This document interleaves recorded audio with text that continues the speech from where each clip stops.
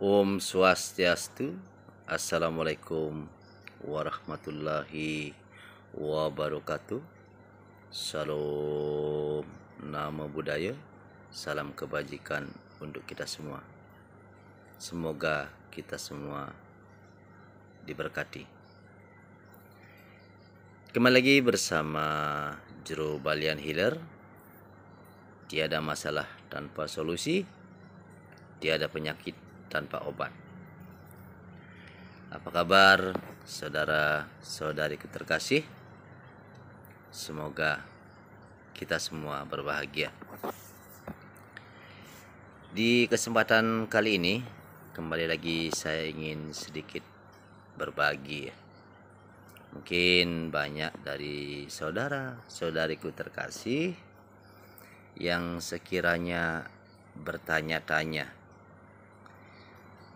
siapa sih Jero Balian Healer itu, kan begitu ya.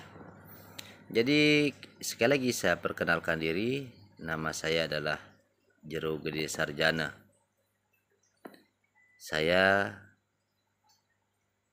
asli Seraya Tengah Karangasem, kelahiran Singaraja, Desa Pejarakan, Kecamatan Grogak, Kabupaten Buleleng.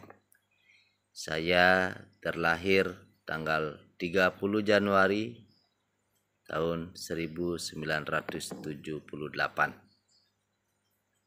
Jadi umur saya sekarang sudah 44 tahun gitu.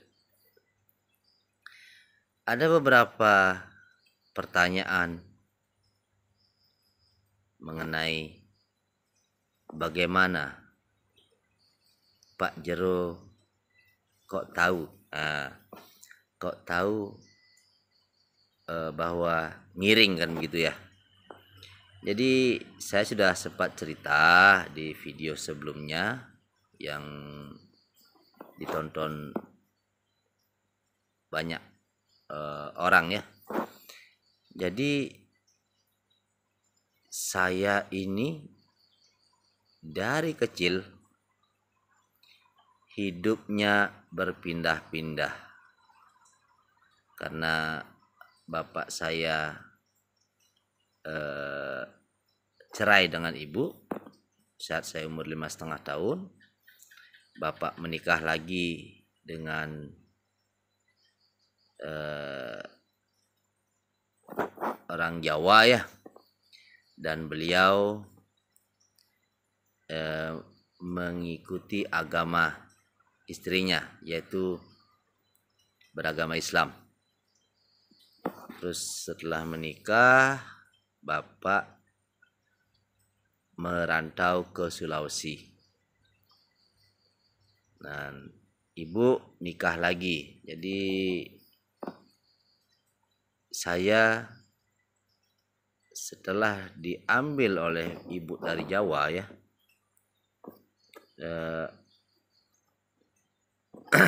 ya seperti yang saya bilang dulu, saya dulu sempat dijual. Jadi 1 tahun saya di sana, ibu mencari saya kemana-mana, akhirnya ketemu. Jadi saya akhirnya disembunyikan di Desa Pejarakan, Dusun Pahlengkong. Yaitu saya tinggal di sana di rumah kumpi ya. Bapaknya kakek dari ibu saya. Saya tinggal di sana. Setelah itu saya pindah ke rumah kakek dari ibu ya. Jadi saya besarnya saya lama juga tinggal di keluarga ibu itu. Cuma anehnya saya di sana sakit-sakitan gitu. Saya sakit-sakitan. Tiada waktu lebih dari seminggu pun saya pasti sakit gitu. Kemudian setiap saya diajak ke rumah kakek saya dari bapak saya gitu, saya sembuh gitu. Kemudian ya seperti kita ketahui bersama, di zaman itu kita kalau ada apa-apa pasti lunas baos kan itu ya. Jadi di sana mendapatkan petunjuk, katanya yang numadi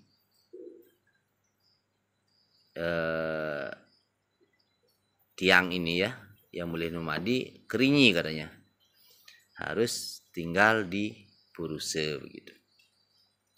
Kebetulan juga kondisi ekonomi dari kakek ya kurang bagus juga saat itu.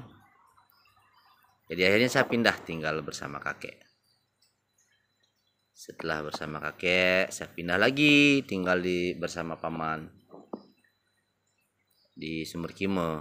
Makanya dari SD 5 Pejarakan saya pindah ke SD 4 Sumberkime.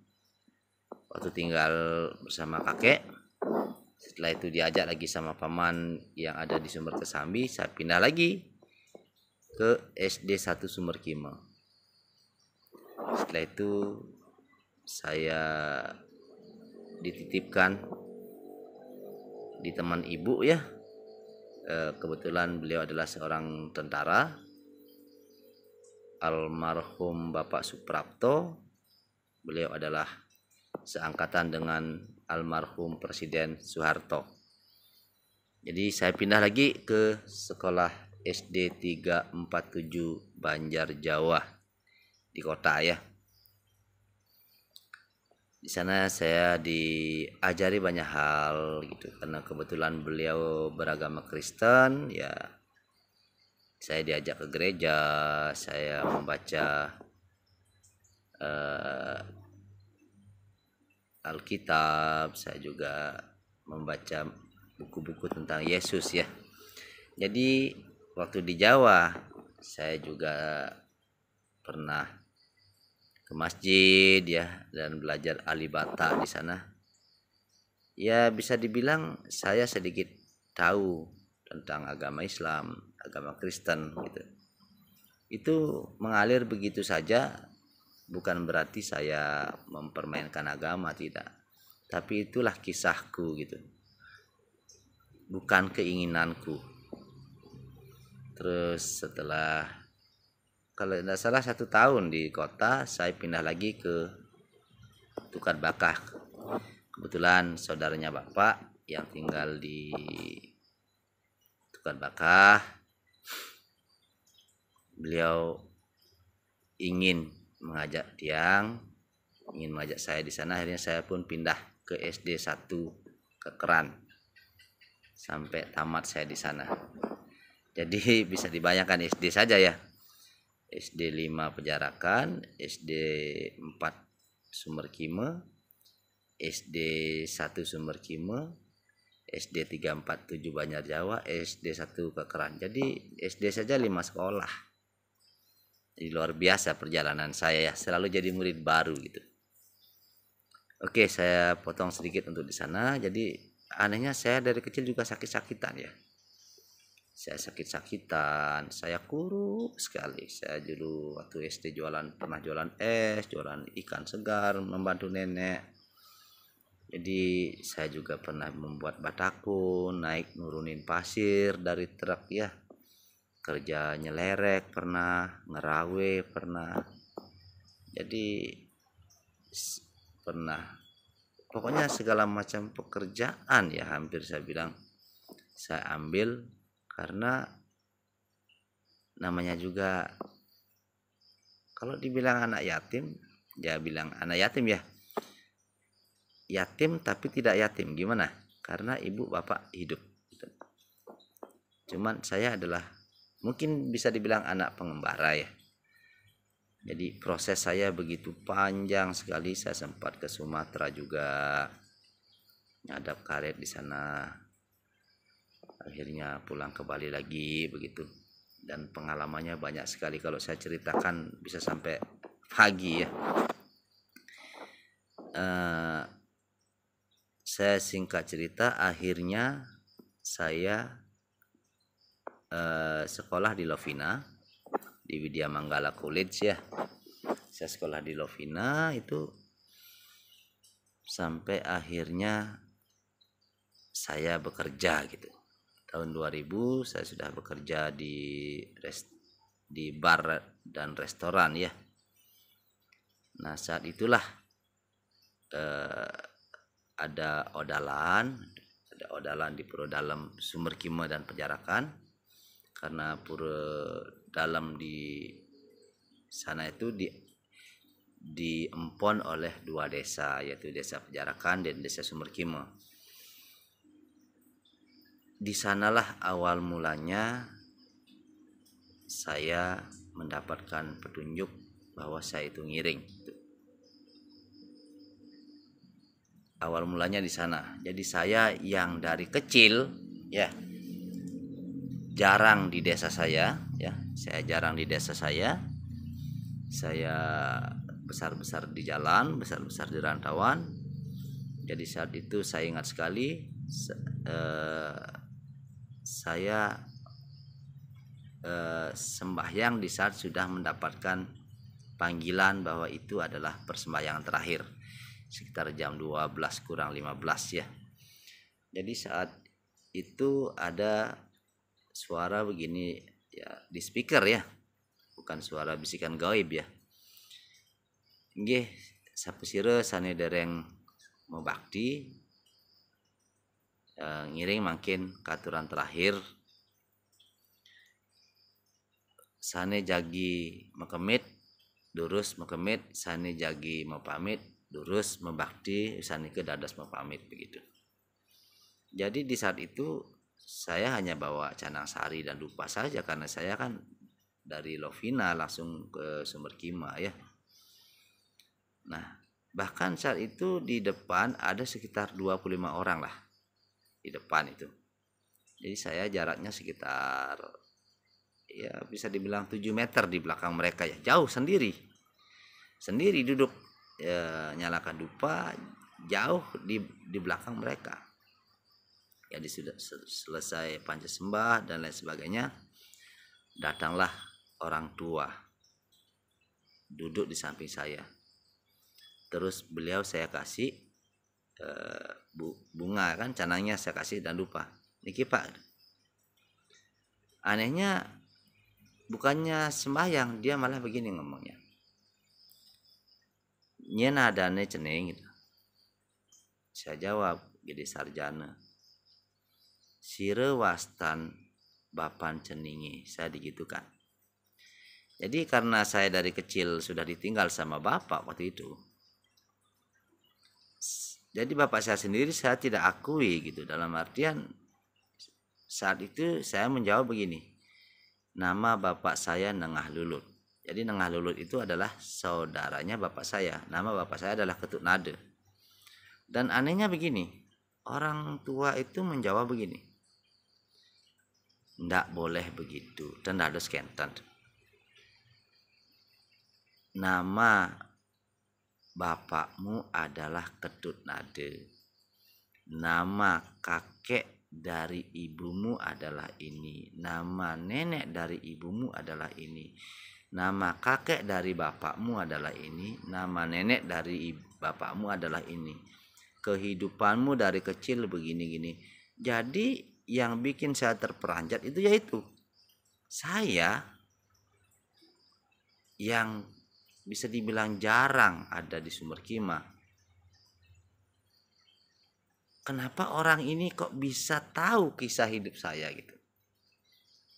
Dan saya tidak kenal beliau. Jadi saat itu saya bertanya, sire bapak? Beliau hanya menjawab gini, tiang. Coba tangannya digituin saya. Jadi beliau meminta tangan saya. Saya kasih tangan saya begini, dipegang.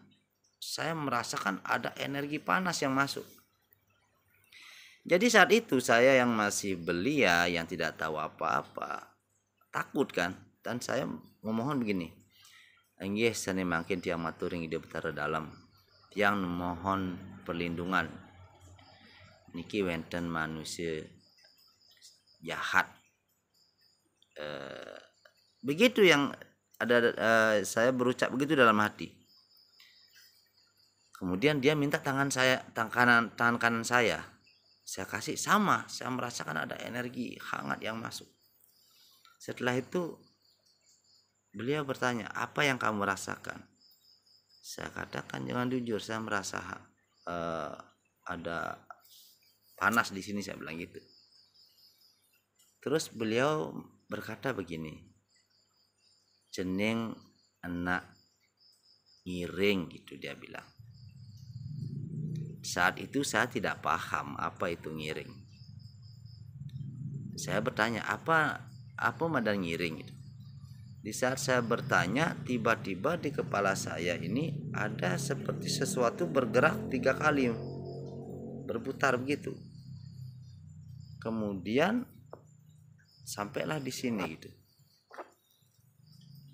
Ternyata yang berputar 3 kali di kepala saya itu adalah cicak yang warnanya sangat putih sekali. Sampai di sini di tangan kanan saya langsung hilang. Terus beliau berkata begini, jeneng anak ngiring makin sampun dibersihkan oleh Sang Hyang Saraswati. Beliau berkata seperti itu. Jadi saat itu saya jujur masih bingung juga. Saya bertanya apa madan ngiring? Ya nanti kamu akan ngerti juga. Nah di saat yang bersama datanglah jero mangkunya memberikan tirde kan, desain tirde kepada dia.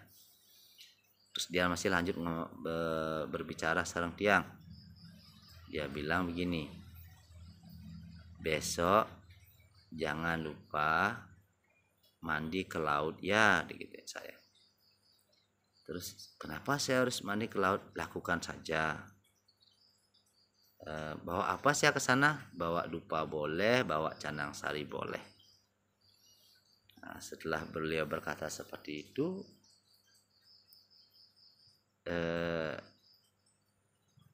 beliau ngomong ini, nggih, jeneng kan sampun nunas tirde, makin Parmesanti pun duluan dah keluar gitu.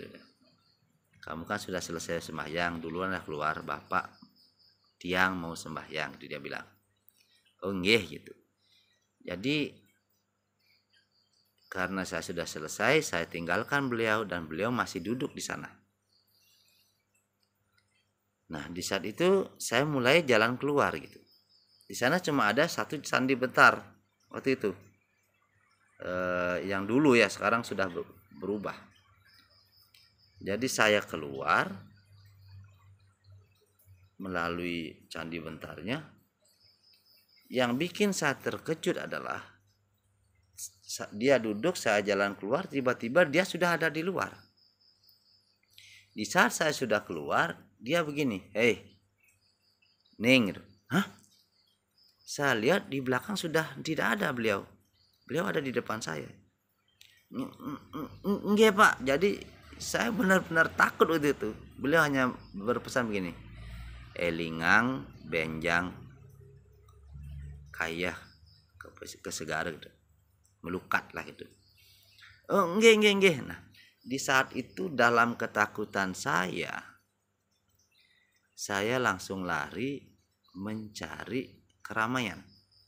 Nah kebetulan di saat dulu ya, zaman dulu tapi ya bukan sekarang. Zaman dulu ada bola adil ya, ada bola adil. Jadi saya masang bola adil di sana sampai uang saya habis, sisa lagi 10.000. Sisa 10.000 itu pun saya sisakan untuk beli bensin agar besok bisa balik ke Lovina lagi gitu. Jadi sudah pagi, saya langsung bergegas balik ke Lovina karena harus kerja ya, kerja sore kebetulan. Jadi perjalanan dari Sumber Kimeng ke Lovina, saya teringat dengan jero balian gel-gel yang ada di Penyabangan, karena waktu kecil saya pernah diajak berobat ke sana waktu sakit. Jadi saya ke sana. Kebetulan ketemu dengan Bu Jero. Saya tuh Bu Jero, gede tumben main, nggih. Kenapa deh, Pak Jero wenten, oh wenten ring Tegal gitu. Dan apir, dia kan wenten Takenang, oh nggih. Wenten canang riki mek, oh wenten gitu. Saya enggak bawa apa-apa. Uang pun sudah enggak bawa. Apalagi canang ya. Uang yang 10.000 sudah saya beliin bensin. Saya notabene tidak bawa uang sama sekali. Terus saya ngomongin lagi, mek, lapis saya ke tali, mek. Jadi waktu itu tahun 2000 ya. Lapis saya ke tali, mek. Angin dia nyelang angin sesari gitu. Jadi canang sari saya minta di sana, sesari pun saya minjam di sana waktu itu. Jadi Bu Jeronya ketawa. Mek, bina minggu dia nguliang gitu. Lagi 1 minggu saya kembali gitu. Dikasih. Akhirnya Pak Jeronya datang. Tiang ceritakan apa yang terjadi sama Tiang semalam gitu. Kemudian beliau memohonkan. Dan anehnya ini yang lagi membuat saya takut gitu. Deh, Jero, apapun petunjuknya yang diberikan semalam, lakukan Gir. Dan kenapa begitu? Siapa dia? Kok dia bisa tahu saya? Padahal saya tidak kenal sama dia gitu. Terus beliau mengatakan begini, yang kamu sane ceneng ajak ngeraos ibito boyo je manusia. Beliau adalah Newata. Di sana saya semakin takut ya. Jujur saat itu Tiang semakin takut. Dan langsung setelah itu Tiang pamit, Tiang balik ke Lovina. Sampai di Lovina saya minta canang sari kepada tuan rumah ya. Kan saya ngekos di sana. Kebetulan beliau tidak punya canang sari. Disuruh dah gini, cari bunga sama daun, nanti Memek bikinin klekosan gitu modelnya. Bunga yang diisi daun tuh. Hanya saya cari bunga, cari daun, dan beliau buatkan. Kemudian saya langsung ke Segara di dekat, pas di depan patung dolphin di Lovina ya. Saya sembahyang. Setelah itu saya mohon izin mau melukat gitu. Nah disinilah mulai terjadi keanehan saat itu. Di saat saya mulai menyelam, tiba-tiba di tangan saya itu seperti ada yang memberikan sesuatu. Tiba-tiba saya memegang batu gitu. Saya memegang batu, baru saya lihat, loh apa ini gitu. Dan batu itu bentuknya seperti burung. Bagaimana burung ya begitu, warnanya putih. Ada mulut, ada kepala, ada tubuh, ada ekor. Cuma di dalamnya itu bolong dia. Bolongnya natural sekali, tidak ada pokoknya batu ini aneh gitu. Nah, setelah itu saya langsung mau pamit ya. Saya bawa batu itu ke kos ya. Sampai di kos saya taruh, saya siap-siap untuk berangkat kerja.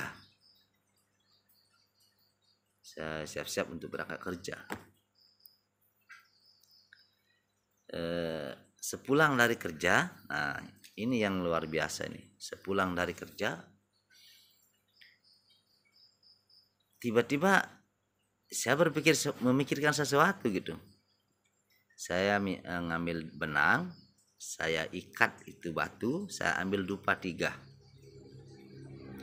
Jadi posisinya begini.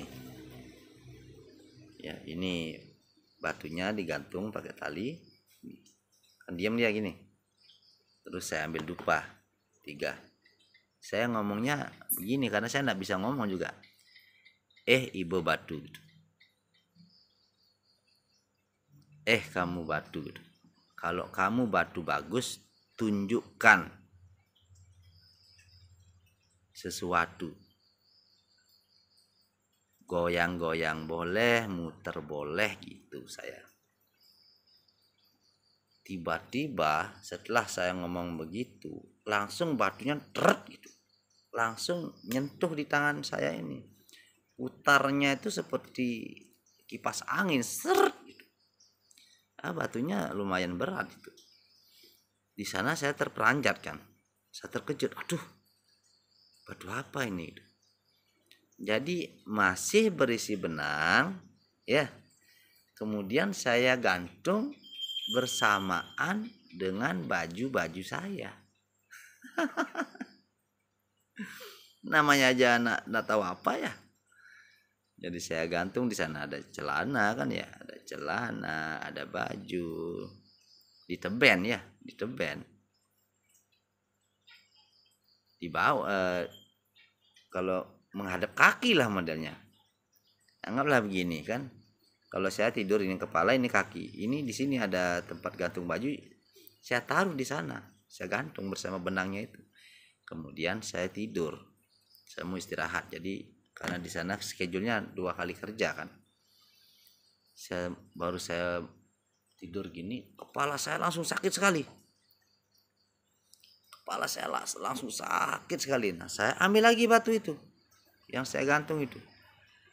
Saya ambil lagi dan tidak tahu kenapa saya taruh di kepala saya. Jadi saya rasakan otak saya itu seperti berputar gitu. Terus saya ambil lagi. Duh, kok bisa gini ya? Tapi sakit kepala saya hilang. Kemudian kebetulan di atas tempat tidur saya ada pelangkiran kosong gitu. Mungkin bekas bekas yang ngekos dulu ya. Jadi saya taruh di sana. Baru saya bisa tidur. Sampai akhirnya saya dapat lagi batu ya. Saya dapat lagi, ini lucu lagi ya dapat batunya ini. Yang pertama kan seperti burung ya, itu kocap belibis putih saking ulun danu. Kemudian ini bisa dibilang lucu ya, lucu atau gimana ya, ampura dengan desa Sunan. Jadi saat itu di kamar mandi full kan, di kos-kosan kan full kamar mandinya. Jadi saya ingin berak gitu, saya ingin buang air besar. Kebetulan ide bagus nyuci juga di sungai itu kan, di Lovina ada sungai di sana, tukar lah modelnya. Jadi ide bagus nyuci di sana, airnya tidak terlalu dalam, dangkal, cuma ya sekitar 30 cm kan. Jadi saya jalan di teben mau buang air besar gitu. Pas jalan saya melihat batu, kepingin sekali ngambil batu itu gitu. Aduh apa nih, saya ambil, saya buang lagi. Terus saya jalan fokus buang air besar. Setelah selesai saya jalan lagi, batu itu seperti menarik saya gitu. Saya ambil lagi. Di saat saya ngambil yang kedua, inilah saya terperanjat gitu. Karena saya melihat sapi gitu. Saya melihat pungalan sapi. Ada mulut, ada hidung, ada mata. Sepotong ini sapi. Duh. Kebetulan di sana ada ide bagus kan. Saya lari ke dia. Gus, coba cengak ini ki. Wih, adi saya sampi. Kok kayak sapi? Paicen nih deh. Paicen lah, jangan. Dia yang ngomong gitu. Secara spontan dia bilang itu paice gitu. Jadi saya bawa aja, saya taruh lagi di pelangkiran itu. Terus dapat lagi yang ketiga, sama kejadiannya, ada benda yang seperti mau menarik saya untuk mengambil gitu. Saya ambil 3 jadinya. Setelah itu, nah ini yang keempat, ini yang aneh. Waktu itu pas odalan di Besakih ya. Jadi datang dari kerja, saya capek kan. Saya duduk di sekenam gitu. Di kos ya. Duduk gini, bengong gini. Dulu saya tidak merokok ya. Bengong aja gini.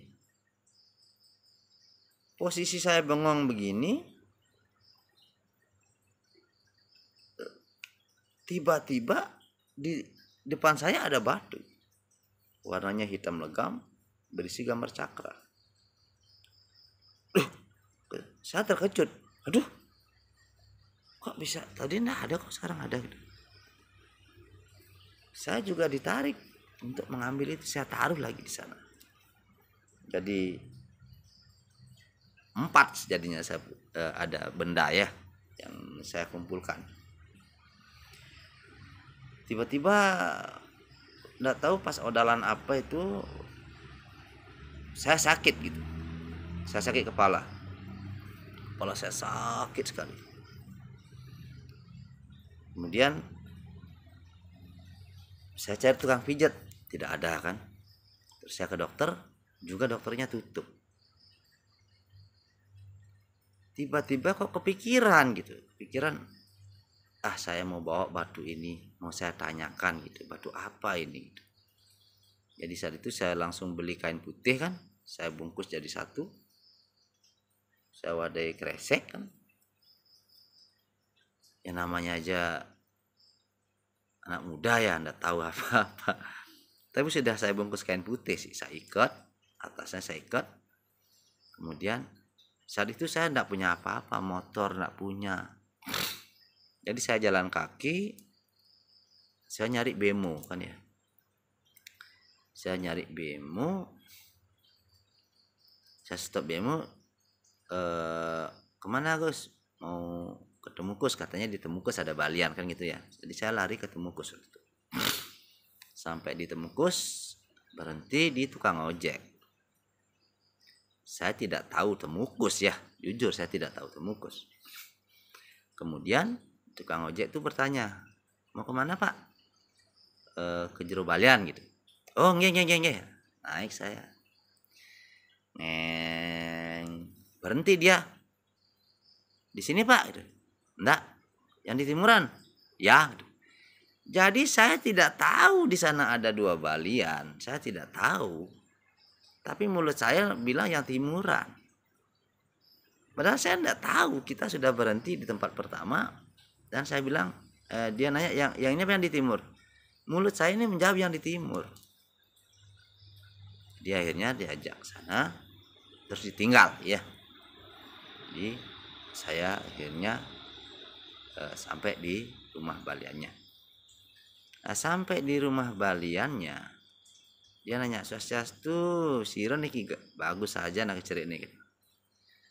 Saya bilang, "Yang gede sarjana uli sumber kime. Dagi wenten tak enak. Saya mau ada yang ditanyakan gitu." "Ya ada apa? Saya punya batu. Saya ingin tahu saja batu apa. Kalau jelek saya mau buang. Kalau bagus saya mau tahu batu apa sih itu, biar nggak salah saya gitu." Enggak gitu. Jadi beliau melakukan apa yang sepatutnya dilakukan seorang balian ya. Saya masih duduk gini, masih duduk nunggu. Terus beliau keluar ngomongnya begini, "Kangen nih deh." Saya langsung gini, waduh salah berarti gitu dalam hati. Berarti balian yang di barat yang benar ini. Masa saya nanyakan sesuatu benda jawabannya kangen gitu. Ketawa beliau kan, bingung kan kata. "Nggih Pak Jero bingung, sini masuk. Bawa batunya." Saya bawa batunya kan. Diambilkanlah air ya. Air seember. Disuruhlah saya memasukkan itu ke dalam ember. Saya dikasih dupa. Nah, sekarang jadi mau bakti gitu. Disuruh giniin dupanya.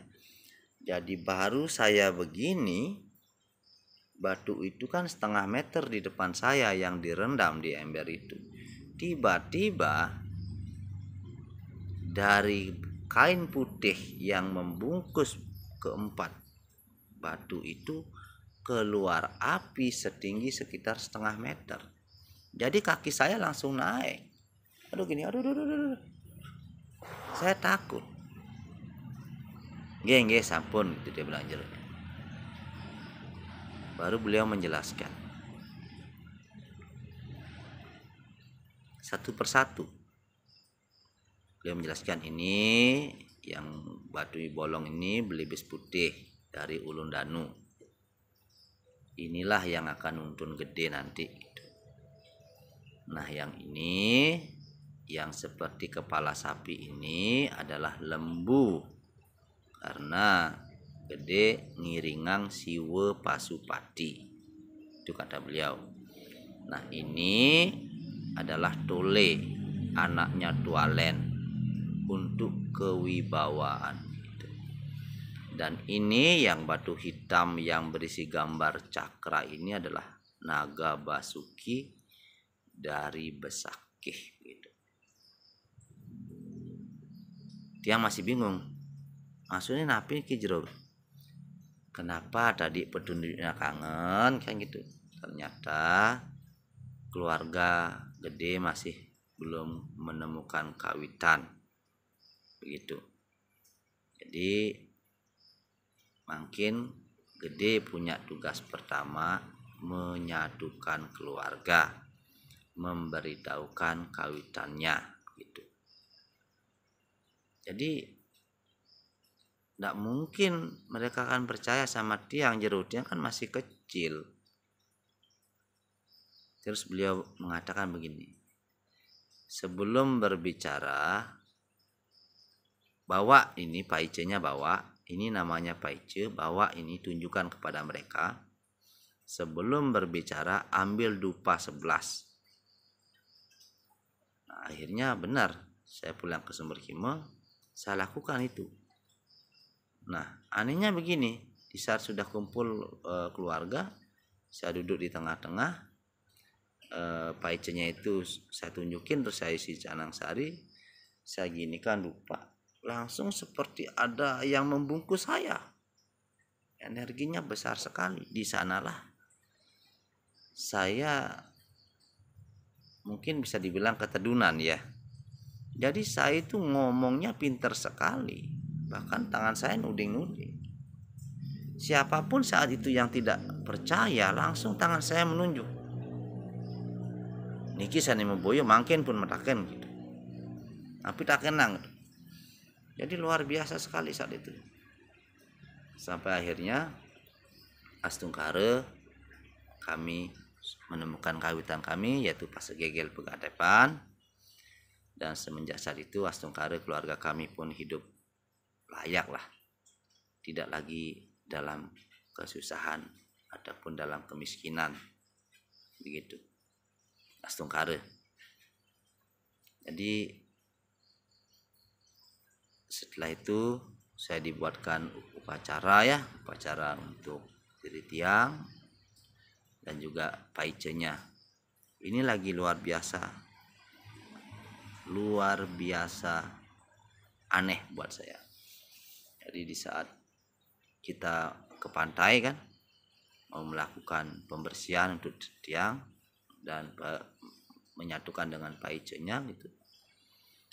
Jadi di saat itu musim kemarau gitu, jadi tiba-tiba saat kita baru sampai di pantai ada hujan angin gitu. Kami berteduhlah di ada tempat gitu, di sana berteduh. Anehnya hujannya itu datang dari 4 penjuru menuju ke Paice dan Bantennya itu. Dan itu pun tidak lama, hanya sekitar 15 menit. Jadi baliannya sampai aduh, orang tuh sambut saja gitu. Habis itu lagi panas. Dan selesai upacara ya akhirnya saya diajarkan caranya untuk apa yang harus dilakukan untuk paicenya itu gitu. Jadi begitu semeton ya, biar tidak terlalu panjang videonya untuk saat ini. Jadi itulah sekilas kisah saya. Nanti akan saya sambung di video selanjutnya. Intinya yang jero gede sarjana, jero badan hilar, mohon maaf jika ada salah-salah kata. tidak ada niat menyombongkan diri, yang hanya ingin berbagi agar tidak terjadi kesalahpahaman, dan setidaknya saudara-saudariku terkasih tahu sekilas tentang sejarah saya. Tunggu video saya selanjutnya. Sekali lagi mohon doanya, semoga dalam saya menjalankan titah sebagai pelayan umat selalu diberkati, dan siapapun yang memohon tuntunan atau penyembuhan diberkati. Salam Rahayu. Saya tutup dengan Assalamualaikum warahmatullahi wabarakatuh. Salam namo buddhaya, salam kebajikan untuk kita semua. Jangan lupa ketik like, komen, dan subscribe di channel YouTube saya. Dan sekiranya jika ada video-video yang bermanfaat untuk umat, mohon bantu di-share ya. Dan seperti sebelumnya saya juga mengatakan bahwa saya ada impian ingin membuka pasraman. Jadi saya tidak meminta sumbangan apa-apa yang berupa uang. Mungkin sekiranya sudi saudara-saudariku terkasih mensupport channel YouTube saya, dan di saat menonton video tidak men-skip videonya atau iklannya tidak di-skip atau dilewatkan ya. Karena dari iklan itulah akan mendapatkan pembayaran, dan uangnya itu akan saya kumpulkan, akan saya gunakan untuk mendirikan pasraman. Cukup sekian dari saya. Salam Rahayu.